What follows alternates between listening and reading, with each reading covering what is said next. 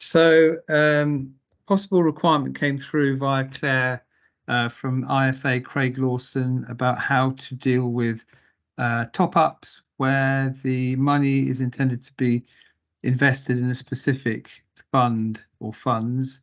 This is quite important in the real world because it reflects how research is often conducted, but it also is the same problem that you'd have in designating where withdrawals would come from a portfolio where you had designated the money to be taken from a specific fund for income or paying fees or whatever. So it's effectively the corollary of the same issue. So Craig sent me the details of the portfolio. I actually did and this is what he sent me, but I did a new piece of ex-ante research in order to establish the correct share classes. So one of the problems we have is that in the ex-ante report, we don't have a list of what the units are. So that's something we're going to have to try and work out for ourselves. So if I get rid of that now, whoops.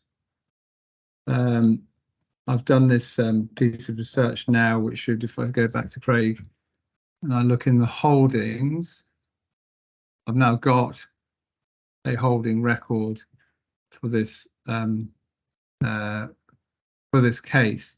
Obviously, the way we've got it set up, we go down to zero valuation, which is, it can be quite annoying, particularly if you know that the valuations that you've just created are correct. But obviously that was decided to be the safer way in order to prompt the advisor to update it manually. But if I go into this now, I'll go into my underlying assets. I now have my portfolio, but again, I have to do so using the valuation. The valuation £48,000, which is the value of the holding, and the knowledge I have of the breakdown of the portfolio from the ex-ante report, I can manually input what those values now are. Sorry. So let's put them in 5539.2, 5236.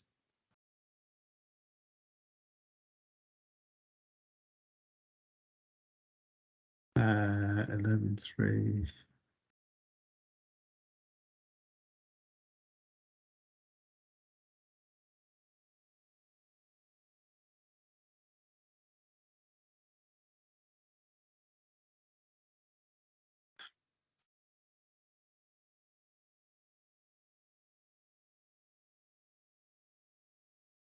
Six nine seven oh. Now I needed that in order to get the number of units because I'm going to need to know that in order to work out what the new split will be. Because if I took this through now to the review and I did a £20,000 top up, it would distribute that top up between the different funds. I don't want that. I want the funds, the top up to go. ACTO is the new fund, which is the Vanguard Life Strategy, and that's a £20,000 top up. If I put that into my thing here, what that will do, I save, will now work out the new weighting. So that is what I need to know in order to update the portfolio in the review journey. But of course, I can't take that through into the review because I haven't invested it yet. So I've got to delete that. Before I do that, I make a note of these values. So I can delete that now. It goes back to the correct holdings for the correct valuation. I risk rate it in order to establish I've got an underlying asset allocation. I have got a rounding error in there of about a tenner, and I go to the review. I call that my annual review with top up on the 21st of 6th.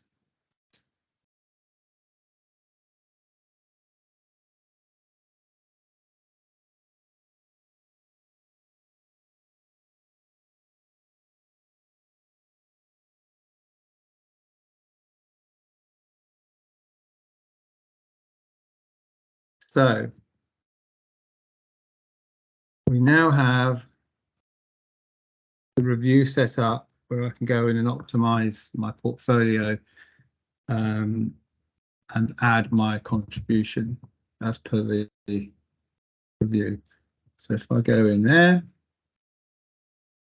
just got these are correct. Withdrawal, add contribution is £20,000. And it's a single frequency. It's a single frequency. It's none. It's the 21st. And there she goes. So that is now in. Check my costs and charges are correct, which is good. And then optimize my portfolio. So I now have to find the additional fund, which is here. And now I need to lock put these down here in order to put the correct weightings as per what I worked out a minute ago in the previous step. So this is now 8.14 cash. Artemis 7.70. BNY Mellon is 16.71. Those is 13.96.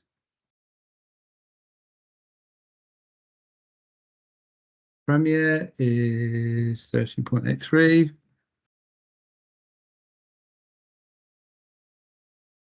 Schroders is 10.25.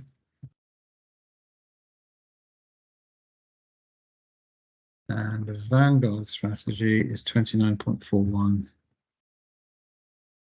representing the correct breakdown for that portfolio going forward. And the total asset allocation is 100%, which means I've got my values correct. And I will now save that and update.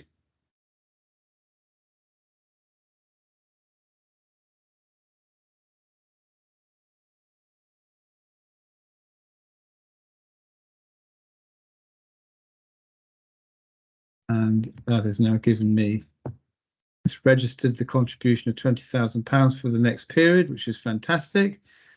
And I'm happy with that. So I am now going to continue to the check-in.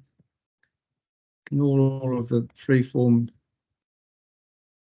tables. Just want the report, please.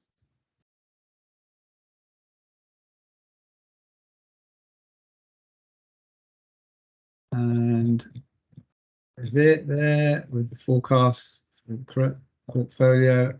I can download the report. And assuming that that's all fine with the client, I can mark as it complete in order for the record to be updated in the holdings in anticipation of next year's review. So that is how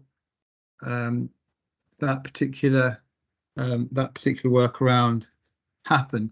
Obviously, what would have been easier is if there had been a column for units in the portfolio view in the optimization area, which would allow me to have just the number of units going forward, because that would have allowed me to lock the existing portfolio, add the new fund, and it would have been able to do it that way.